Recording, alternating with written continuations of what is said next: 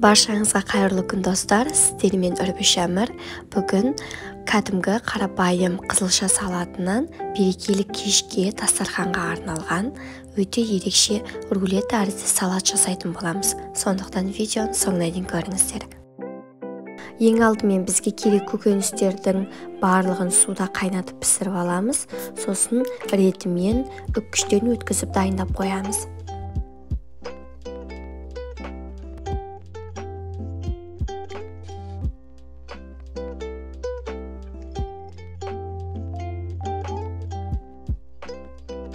Рулет тәрізді етіп дайындау үшін бізге пищевой пленка керек болады. Кішкене ұзындау етіп ала беріңіздер. Ең бірінші кезекте қызылшаны орналастырамыз. 4 бұрыш формада етіп, үстіне аздап тұз себеміз.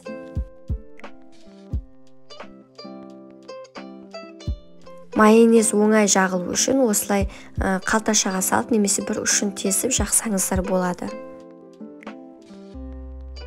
Одан кейін картопты орналастырамыз және аздап тұз себеміз.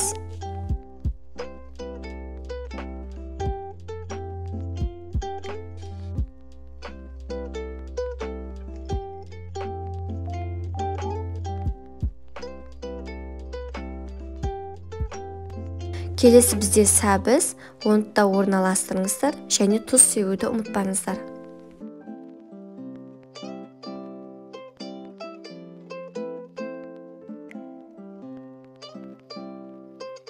Бұл менде жұмыртқаның ағы қызылшаның қасына тұрғандықтан суы кішкене өтіп түсі өзгеріп қалыпты. Бұл аса қорқынышты емес, дәмін өзгертпейді. Бұның үстіне аспан жаңғақ немесе грек жаңғағы деп атаймыз. Осыны блендерден өсіп немесе кішкене майдалап алып, үстінен жақсылап толықтай сүйіп шығамыз. Аздап майонез жағамыз. Ақырындап енді рулет тәріздесі орып шығамыз осы видеодағыдай. Пищевой пленканың екі шетін түйіп жақсылап, холодильникке 2-3 сағатқа қоямыз.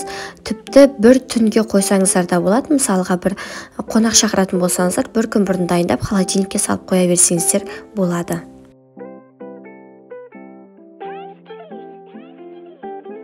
Салат 12 сағат, яғни бір түн холодильникте тұрды. Енді осылай үстінен жыртып пищевой пленканы ақырындап аламыз, қозғалтпай салатты. Осының үстін тағы да түрлі заттармен сәндесеңіздер болады. Мен грек жаңғағымен, бүтін грек жаңғағымен сәндедім.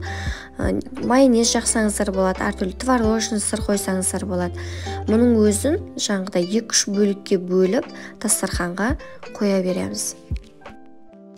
Қарапайым салатты осылай ерекшелеп дастарханға қойсаңыздар, міндетті түрде қонақтарыңызға әсер қалдырады. Құрметті көрермендер, видеоның соңына дейін көргендеріңізге рахмет. Ұнаса лайк басып пікір қалдыруды ұмытпаңыздар. Сіздермен бірге болған Үрбіш Әмір.